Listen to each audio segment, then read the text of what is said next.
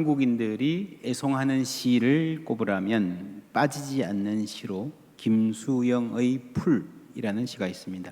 풀이 눕는다. 비를 몰아오는 동풍에 나부껴 풀은 눕고 드디어 울었다. 날이 흐려서 더 울다가 다시 누웠다. 풀이 눕는다. 바람보다도 더 빨리 눕는다. 바람보다도 더 빨리 울고 바람보다 먼저 일어난다. 날이 흐리고 풀이 눕는다. 발밑까지 눕는다. 바람보다 늦게 누워도 바람보다 먼저 일어나고 바람보다 늦게 울어도 바람보다 먼저 웃는다. 날이 흐리고 풀뿌리가 눕는다. 태풍이 불어닥쳐 아름드리 나무가 쓰러지고 댐이 무너지고 집의 지붕이 날아가는 와중에 가녀린 풀, 들판에 아무런 보호도 없이 노출되어서 그대로 비바람을 맨몸으로 감당해야 하는 풀이 꺾이지 않고 쓰러지지 않고 뿌리 뽑히지 않고 쓰러진 것 같지만 다시 새로이 일어선다는 끈질긴 생명력을 노래하는 시입니다. 김수영 시인은 이 시를 쓰면서 사람에 대해 말하는 것 같아 하는 느낌을 받습니다. 아름드리 나무 같은 사람, 당당한 건물 같은 사람, 태상 같은 무게를 가진 것 같은 사람도 살다 보면 역경을 당하고 무너지는 때가 있더라. 돈도 많고 많이 배우기도 했고 집안 배경도 좋고 전화 한 통 하면 도와줄 사람도 넉넉히 동원할 수 있는 그런 사람들이 어려운 일 당하면 의외로 쉽게 무너지더라. 우리가 익히 경험하는 현실입니다. 반면에 약하디 약해 보이는 사람들, 몰아치는 그 센 폭풍 앞에 맨몸으로 맞서는 것 밖에는 어찌 해볼 도리가 없는 사람들, 바람이 불어오면 눕고 그러나 그 바람보다 더 먼저 일어나는 사람들, 폭풍이 쓰러뜨릴 수 없는 사람들도 눈에 보이더라 하는 것 또한 우리의 경험입니다. 이러한 특성에 대해서 학문적인 연구가 많이 있습니다. resilience, 역경을 극복하고 회복하는 힘을 말합니다. 회복력이라고 할 수 있겠죠. 또는 이 스프링을 누르면요, 스프링을 여기서 눌렀어요. 되튀어 올라서 더 높이 올라가는, 그죠? 여기서 시작했는데 누르는 힘 때문에 더 높이 올라가는 탄성을 착안해서 역경에서 회복될 뿐 아니라 더 좋아질 수 있다는 의미를 담아 회복 탄력성, resilience라고 말하기도 합니다. 시작된 게 1950년입니다. 1950년에 하와이 카우아이 섬에서 어떤 연구가 있었습니다. 그해 태어난 아이들 대상으로 800명을 40년 동안 삶을 추적했습니다. 그 중에서 특별히 힘든 상황에 처해 있었던 아이들, 극심한 가난이나 부모가 정신장애를 앓았다거나 가족이 심각하게 갈등을 하고 있다거나 그래서 정상적으로 자라기 힘들다 싶은 아이들 201명을 골랐습니다. 본래 연구 의도는 어려운 환경에서 사람이 제대로 자랄 수 없다. 그래서 환경을 잘 갖춰주는 게 중요하다는 사실을 증명하고 싶어 했습니다. 그런데 이 201명에 대한 연구를 진행하다 보니까 의외의 결과가 나오는 거예요. 그들 중 상당수는 평범하게 살거나 많은 문제를 겪으면서 참 침울한, 제대로 길을 못 펴는 삶을 살았지만 그 중에 72명, 3분의 1 정도입니다. 72명은 건강하게 자라고 성공했을 뿐 아니라 아주 행복하고 만족스러운 안정된 삶, 학생 회장이 되고 직장에 가서도 리더가 되는, 그래서 주위에서 인정도 받고 참 온화하고 넉넉한 사람으로 잘 살아가더라는 거예요. 그 중에는요, 정말로 극단적인 경우, 어떻게 이런 가정 환경에서 제대로 아이가 자랄 수 있을까 하는 아이들 중에서도 아주 멋지게 잘 자란 아이들이 많이 있었다라고 합니다. 연구자들이 깜짝 놀랐습니다. 그러면서 무엇이 이 아이들을 그렇게 건강하게 만들었을까 하는 관심이 생겼습니다. 이때쯤에서 처음에 연구의 의도, 인간의 성장에 환경이 결정적이다라는 것은 포기했습니다. 사실상 실패였습니다. 잘못된 출발이었다고 판단했습니다. 그리고 연구의 방향을 완전히 바꾸었습니다. 무엇이 인간을 역경에도 불구하고 그것을 견뎌내게 하고 심지어 더 좋아지게 만드는가 연구해보자 해서 나온 개념이 리질리언스, 회복 탄력성입니다. 최초의 의도는 실패했지만 이 방향을 정반대로 바꾼 이 연구의 결과가 엄청난 성공을 거두었습니다. 그래서 이 뒤를 잇는 연구가 줄을 잇고요. 지금은 인간을 연구하는 모든 학문이 교육학이든 심리학이든 의학이든 리질리언스를 굉장히 중요하게 여기는 때가 되었습니다. 이 연구에서는, 이 카와이 스의 연구에서는요, 무엇이 사람을 건강하게 만드는가, 주위에서 누군가가 한 명이라도 응원해주고 지지해주는, 진심으로 지지해주는 사람이 있더라라고 하는 것을 발견했고요. 그 이후로 이 분야의 연구가 많이 쌓여서 그것 외에 이 회복 탄력성을 갖춘 사람이 되기에 필요한 방법들이 많이 제시되고 있습니다. 앞으로 3개월 동안 이 주제를 다룰 텐데 천천히 하나씩 소개해 드리도록 하겠습니다. 중요한 거는요, 이 회복력 있는 사람은 어떤 이 책이나 강연에서만 볼 수 있는 게 아니라 우리 주위에서 많이 볼 수 있다는 점입니다. 저는 그런 가족 본 적이 있습니다. 아이들은 어린데 아버지가 가정에 충실하지 못해요. 집에 들어오는 날보다 안 보이는 날이 더 많고 어디가 있는지 연락도 안 되는 때가 많습니다. 생활비 가져다 준 적이 언제인지도 기억하기 힘든 그런 상황에서 엄마가 열심히 일해서 가정을 꾸려갑니다. 그러는 중에 남편이 병원에 입원했다는 소문을 듣습니다. 직접 안 게 아니고요, 건너서 알게 된 거예요. 그래서 이 부인이 그 병원을 찾아갔습니다. 문을 열고 들어서는 순간에 남편이 여기 누워 있고 그 옆에 다른 여자가 앉아 있는 거예요. 그 장면을 본 순간에 이 여자분의 마음에 남아있던 남편에 대한 일말의 기대, 미련, 그리고 불쌍히 여기는 마음이 완전히 사라져 버리더라 하는 그런 말을 들었습니다. 얼마 후에 결혼을 정리하게 되는데 그 이후로 이 집 아이들이 엄마를 불쌍히 여기고 정말 엄마를 극진히 위하고요, 어린 아이들이었는데 서로 도우면서 믿음으로 기도하면서 아름답게 극복해 가는 것을 보았습니다. 물론 많이 흔들렸고 많이 울었습니다.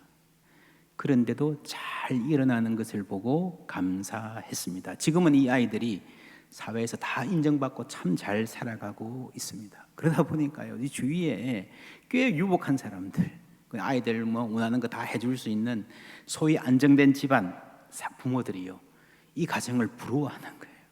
어떻게 애를 저렇게 잘 키울 수 있습니까? 회복력이라는 말은 우리가 당하는 문제 자체를 다 극복할 수 있다는 말은 아닙니다. 그 문제는 극복될 수도 있고 안 될 수도 있습니다. 경제적인 어려움을 당했습니다. 회복력 있는 사람은 잘 일어서고, 그래서 경제적인 사정이 마침내는 예전보다 더 좋아질 수 있습니다. 심각한 병에 걸렸어도 회복력 있는 사람은 잘 치료받고 잘 관리해서 이 믿음으로 잘 이겨내고 이전보다 더 건강해지는 예도 많이 있습니다. 그것도 회복에 속합니다만은 사실 어떤 어려움은 그것 자체는 극복이 안 되는 현실인 경우가 많습니다.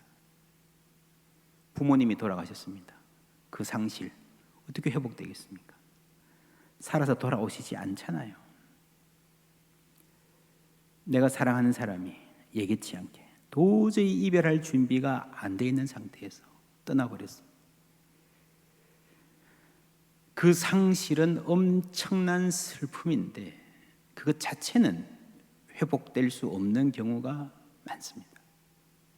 이런 경우에 회복력이라고 하는 것은 그 상처와 상실을 안고 계속해서 삶을 이어나가는 힘을 말합니다.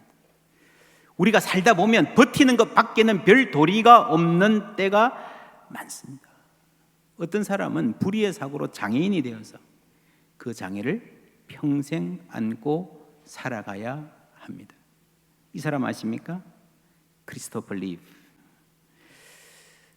이 사람은 미국에서도 엄청난 집안, 금수저 중에 금수저로 태어났습니다. 명문 대학을 거쳐서 뭐 하고 싶은 거 다 할 수 있는 사람이에요. 배우가 하고 싶었습니다. 무명 시절의 서름도 잠깐 경험했지만 이 슈퍼맨 주인공이 되어가지고 세계적인 스타가 되었습니다. 그런데 43세 되던 해 승마를 하다가 떨어졌는데 중상을 당합니다.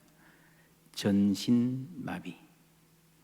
목 아래는 자기 힘으로 조금도 움직일 수 없게 되었습니다. 호흡하는 것도 기계에 의존해야 호흡할 수 있었습니다.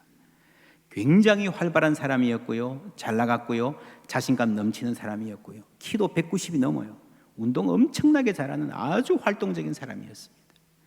이런 사람이 몸을 조금도 움직일 수 없게 되고 보니 그 상실감은 이루 말할 수 없었습니다.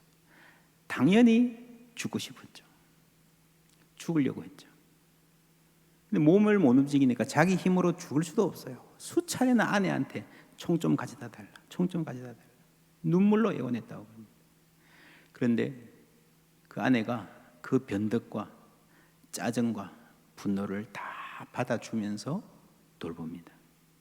그 사랑에 감동이 되어서 또 의료진들의 헌신적인 노력에 감화되어서 조금씩 의지가 생기기 시작했고요.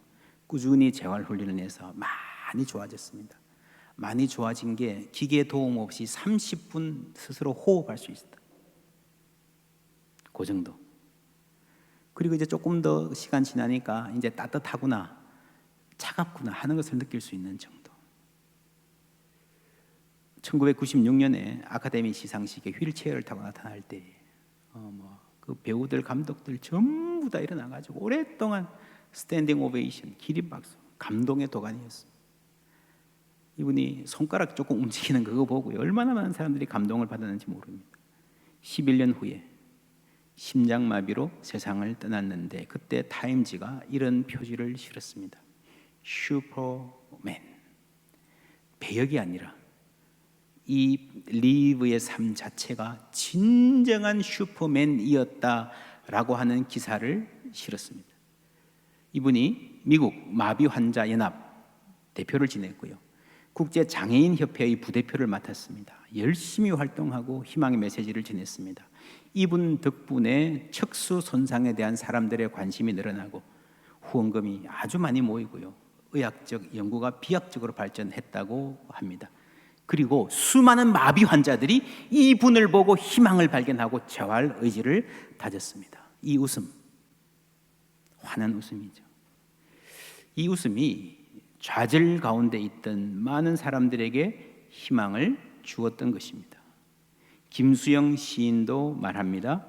바람보다 늦게 누워도 바람보다 먼저 일어나고, 바람보다 늦게 울어도 바람보다 먼저 웃는다. 먼저 웃는다. 이 웃음이 가능할까요? 여러분 본 적 있습니까? 바람이 그렇게 세차게 부는데 내 인생에 닥친 고난이 이렇게 혹독한데 웃을 수 있겠습니까? 성경은 가능하다고 말합니다. 2절 말씀 함께 읽습니다. 내 형제들아, 너희가 여러 가지 시험을 당하거든 온전히 기쁘게 여기라. 온전히 기쁘게 여기라. 시험을 당했는데 웃는 얼굴 상상할 수 있겠습니까? 저는 그렇게 생각해 봅니다. 이 글을 쓴 야고보는 예수님의 친동생입니다. 형님의 미소를 기억했을 것 같아요.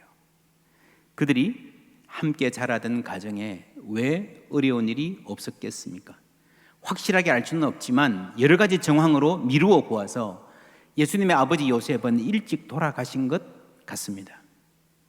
아버지 없는 가정, 어머님 모시고 동생들을 데리고 삶을 꾸리면서 얼마나 고달팠겠습니까? 얼마나 많이 무시당하고 당황스러운 일 많았겠습니까? 그럼에도 그 형님 예수의 얼굴에 꼽히던 미소, 야고보는 기억했을 것입니다. 후에 예수님은 십자가를 지셨습니다. 그 참혹한 죽음을 앞두고도, 오해와 배신을 당할 일 앞두고도 깊은 평안을 보이셨습니다. 함께 읽습니다. 세상에서는 너희가 환난을 당하나 담대하라, 내가 세상을 이기었노라. 아멘. 예수님께 십자가를 두려워하는 마음, 불안한 마음 없었다는 말이 아닙니다. 우리와 똑같은 고난, 어려움 겪으셨습니다. 그럼에도 불구하고 그 너머를 바라보는, 그 너머에서 하나님이 하실 일을 바라보는 눈이 있었기 때문에 그 시험에 침몰되지 않았다는 것입니다. 역경을 당하지만 그 역경에 압도되지 않았다는 것입니다. 이 예수를 따르는 사람은 예수님의 평안을 선물로 받은 줄 믿습니다. 고린도후서 4장 말씀 함께 읽습니다. 우리가 사방으로 우겨쌈을 당하여도 쌓이지 아니하며 답답한 일을 당하여도 낙심하지 아니하며 박해를 받아도 버림바 되지 아니하며 거꾸러뜨림을 당하여도 망하지 아니하고 우리가 항상 예수의 죽음을 몸에 짊어짐은 예수의 생명이 또한 우리 몸에 나타나게 하려 함이라.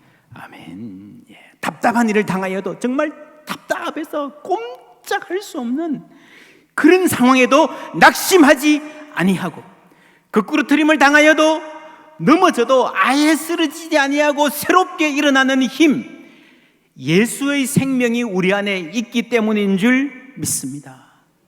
내게 강 같은 평화, 내게 샘솟는 기쁨. 여러분 찬송 아시잖아요. 여러분 기독교 신앙의 가장 중요한 특징은요, 가장 소중한 자산은요, 기쁨이에요.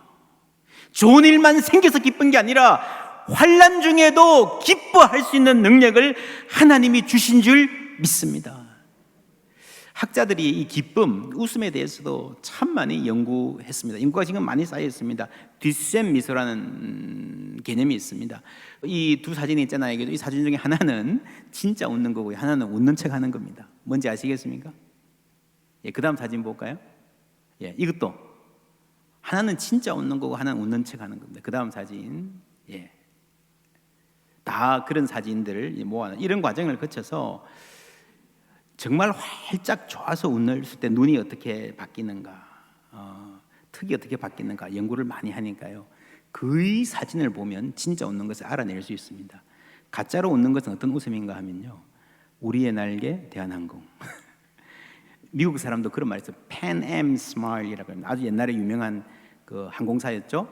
Pan Am 항공사 승무원의 웃음, 그거는 억지로 웃어주는 웃음.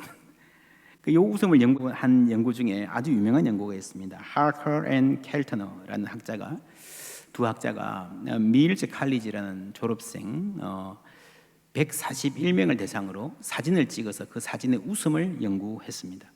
30년간 연구 추적을 했는데요, 대학 졸업 즈음에 찍은 사진 보니까 141명 중에서 50명은 진짜 환한, 소위 뒷셈 미소를 지었고요, 나머지는 마지못해 웃거나 조금 어설픈 인위적인 미소를 짓더라 하는 거예요. 이 사람들이 27세, 43세, 52세가 되었을 때 어떻게 살았나를 이렇게 잘 분석을 해봤습니다. 그랬더니 이 활짝 웃은 사람들은 그렇지 않았던 사람들보다 훨씬 더 평균적으로 건강하고요, 병원 신세를 진 적도 적고요, 결혼 생활 만족도도 높고 이혼율도 낮았습니다. 경제적인 면을 분석해봐도요, 이 활짝 웃은 사람이 평균 소득이 훨씬 높더라. 여러분 놀랍지 않습니까? 여러분 아이들 공부 열심히 시키면서 찡그리는 사람 만들면요, 그 소용없다는 이야기예요. 여러분 딱 봐도 예쁜 사람 있잖아요. 이 사진에서 진짜 예쁜 사람들 구분해가지고 20년, 30년 후에 어떻게 사는가, 소득 수준이 어떤가, 얼마나 행복한가 조사를 해봤어요. 그 결론은 뭔가 하면요, 예쁜 거하고 행복 수준하고는 별로 상관이 없더라. 기분 나쁘십니까? 예쁜 여러분들? 아이 기분 나빠. 그래서 여러분 총각들이 결혼해서 잘 살려면 예쁜 여자보다 잘 웃는 여자를 만나는 게 더 좋다. 이해가 되십니까? 더 좋은 거는 내가 잘 웃는 사람이 되는 것입니다. 기쁨이 우리를 인내하게 합니다. 3절 4절 함께 읽습니다. 이는 너희 믿음의 시련이 인내를 만들어내는 줄 너희가 알미라. 인내를 온전히 이루라. 이는 너희로 온전하고 구비하여 조금도 부족함이 없게 하려 함이라. 아멘. 여러분, 우리가 시련을 만나서 기뻐하는 것은 시련 자체가 기쁘거나 만만하기 때문이 아니라 이 시련을 통해서 하나님이 나에게 무언가를 이루실 수 있음을 믿기 때문입니다. 너희로 온전하고 구비하여 조금도 부족함이 없게 하려 함이라. 이 말씀이 우리에게 소망이 되기를 주님의 이름으로 축원합니다. 온전하고 구비하여 부족함이 없게, 조금도 부족함이 없게. 여러분, 우리는 다 부족합니다. 그런데 뭐가 부족합니까? 우리가 흔히 잘 말하잖아요. 제가 많이 부족합니다. 잘 도와주십시오. 우리 자식 많이 부족합니다. 말로는 많은데 가만히 생각해 보니까 그렇게 말하는 사람한테 뭐가 부족합니까? 물어보면요, 대답 잘 못할 것 같아요. 그렇죠? 뭐가 부족합니까? 5절부터 함께 읽습니다. 너희 중에 누구든지 지혜가 부족하거든 모든 사람에게 후히 주시고 꾸짖지 아니하시는 하나님께 구하라. 그리하면 주시리라. 오직 믿음으로 구하고 조금도 의심하지 말라. 의심하는 자는 마치 바람에 밀려 요동하는 바다 물결 같으니 이런 사람은 무엇이든지 주께 얻기를 생각하지 말라. 두 마음을 품어 모든 일에 정함이 없는 자로다. 아멘. 예. 뭐가 부족합니까? 지혜가 부족합니다. 지혜가 부족합니다.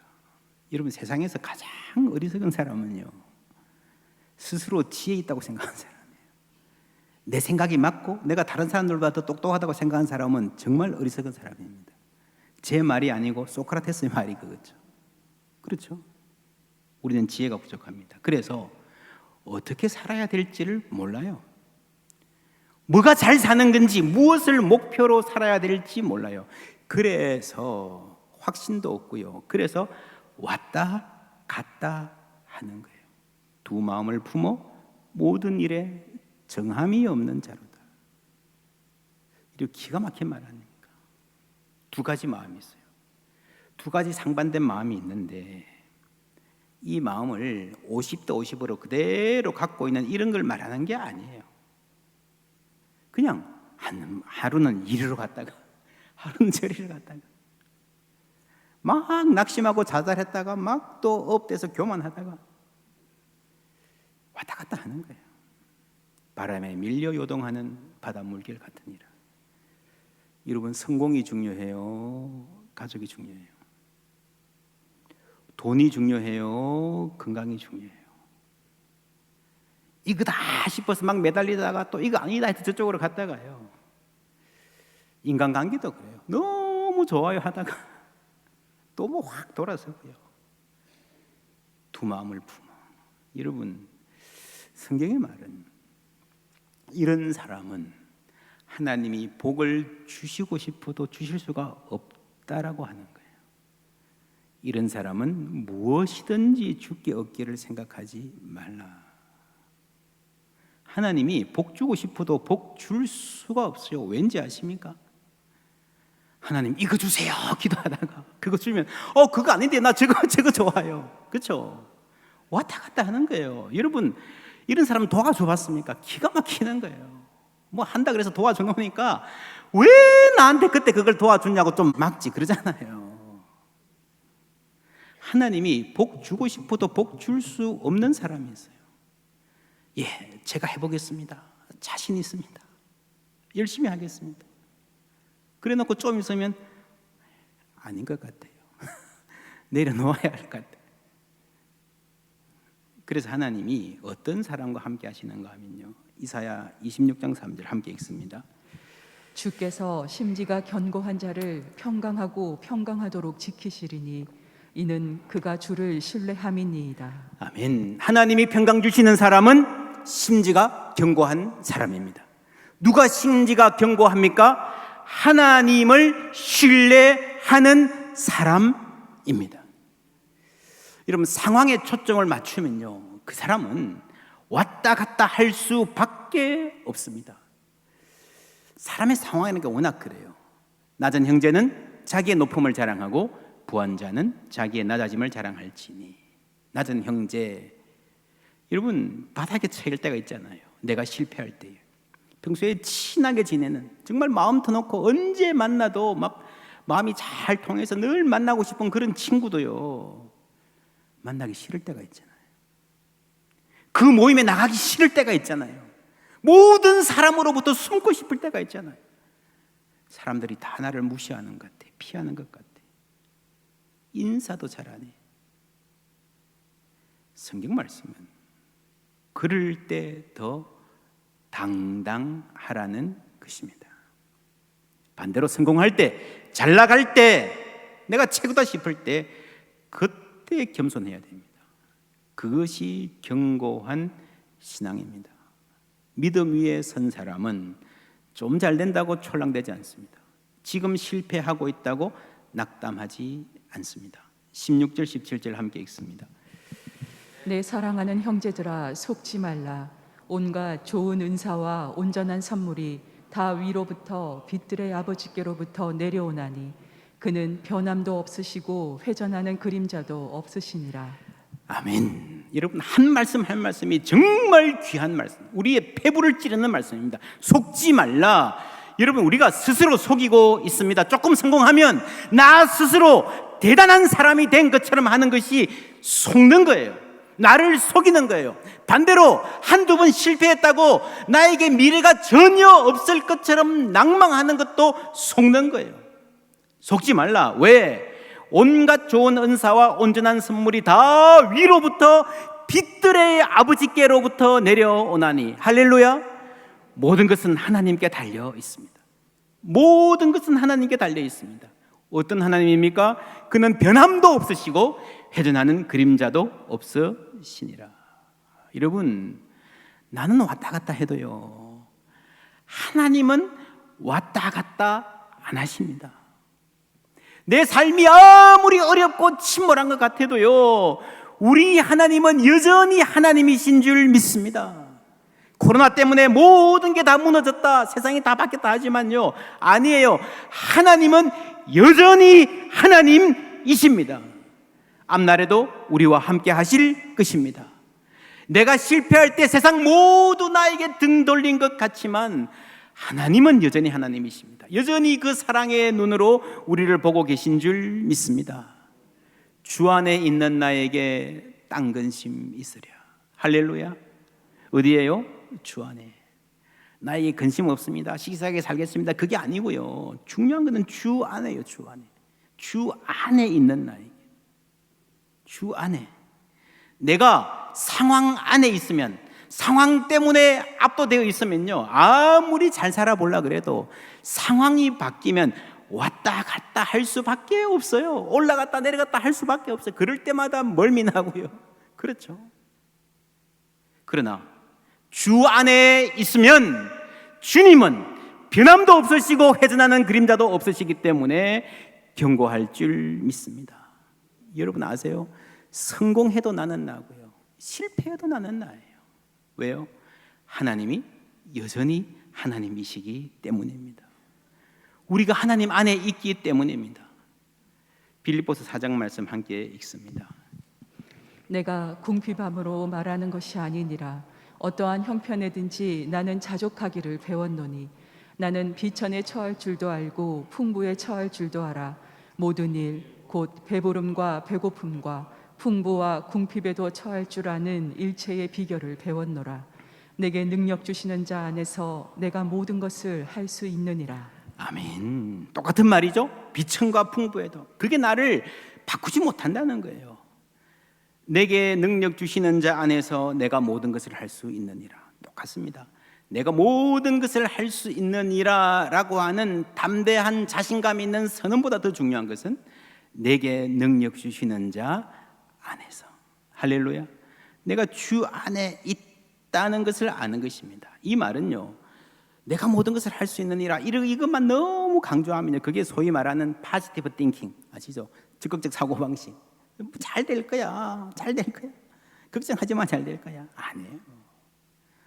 여러분, 지금은요 인스턴트 시대입니다.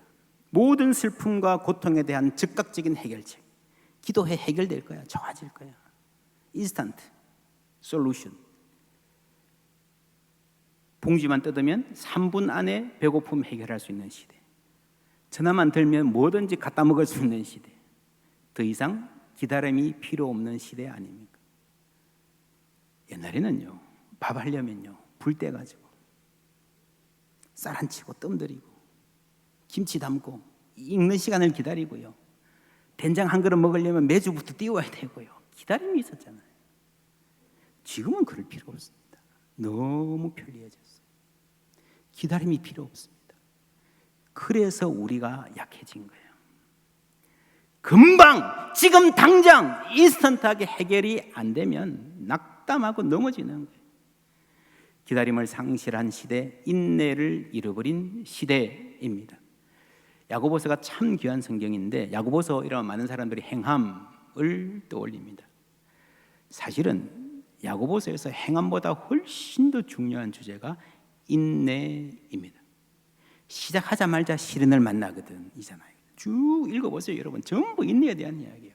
마지막 5장에 가서도 인내를 다시 거듭 강조합니다. 함께 읽겠습니다. 그러므로 형제들아, 주께서 강림하시기까지 길이 참으라. 보라, 농부가 땅에서 나는 귀한 열매를 바라고 길이 참아 이른 비와 늦은 비를 기다리나니, 형제들아, 주의 이름으로 말한 선지자들을 고난과 오래 참음의 본으로 삼으라.